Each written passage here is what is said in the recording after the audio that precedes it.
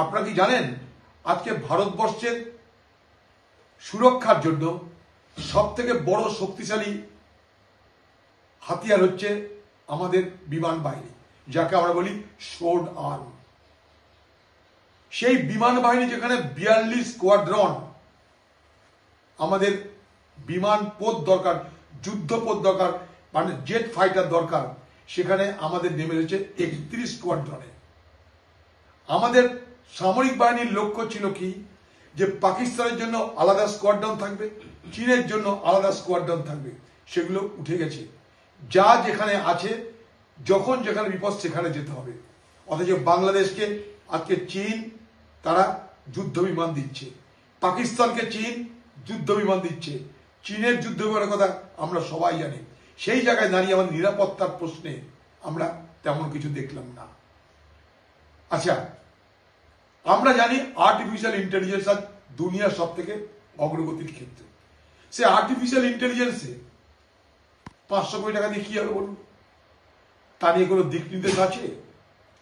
তাই স্বাভাবিকভাবেই একটা বাজেট নিশ্চয়ই হয়েছে, কাউকে খুশি করার নিশ্চয়ই চেষ্টা করা হয়েছে, কিন্তু সমাজের বৃহৎ অংশ তাদের কিন্তু বঞ্চিত। বেশি দূর যেতে হবে না, মনে করি স্বাস্থ্যের কথা বলা হচ্ছে, পিছিয়ে পড়া মানুষের কথা বলা হচ্ছে, কিন্তু অঙ্গনারী ওয়ার্কারদের অনারিয়াম বাড়ানোর কথা কি বলা হলো? বলা হলো না। কৃষকদেরকে সম্মান নিধি বাড়ানোর কি কথা বলা হলো? ভারতবর্ষের কৃষকরা যত বেশি সংখ্যায়, তাদের সম্মান নিধি বাড়াতে পারত, সেটা তো বাড়ায়নি। বেকার যুবকদের জন্য কোনো নির্দিষ্ট কোনো পদ বাতলে দেওয়া হয়নি। কিছু লোন বাড়াবে, আরে লোন বাড়াবে তো বটেই, লোন বাড়ালে তো লোন শোধ করতে হবে, সেখানে খাতিরটা কি আছে? আচ্ছা, কৃষকদের ঋণ মুক্তির কোনো কথা হলো? কৃষকদেরকে আমি কি ভাবে মদত করতে পারি তাই নিয়ে কোনো দেখলেন বাজেটে?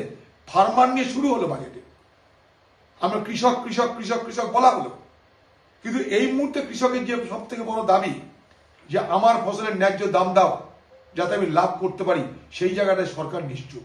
আচ্ছা, 100 দিনের কাজ নিয়ে অর্থ বরাদ্দের কোনো কথা হলো?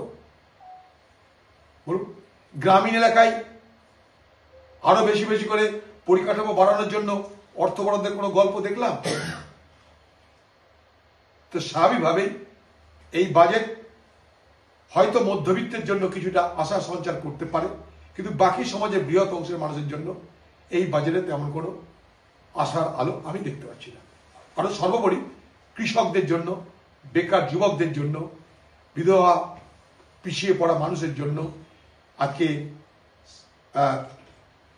অঙ্গনারী ওয়ার্কারদের জন্য, শিশুদের শিক্ষা খাতে কোনো বৃহৎ অর্থ প্রদান বা স্বাস্থ্য খাতে কোনো বড়সড় অর্থ বরাদ্দ আমরা কিন্তু দেখলাম না। কিন্তু হ্যাঁ, তার মধ্যে একটা ভালো কাজ দেখলাম, যে ক্যান্সার রোগীদের জন্য যে ড্রাগ আসছে তাতে একটা ছাড় দিচ্ছে, এটা একটা ভালো পদক্ষেপ বলে মনে করি। কিন্তু বাকি জেনারেল আজকে ওষুধপত্রের দাম যেভাবে বাড়ছে, চিকিৎসা খাতে খরচ যেভাবে বাড়ছে মানুষের, তার থেকে পরিত্রাণ পাওয়ার রাস্তা কোথায় আছে আমাদের জানা নাই।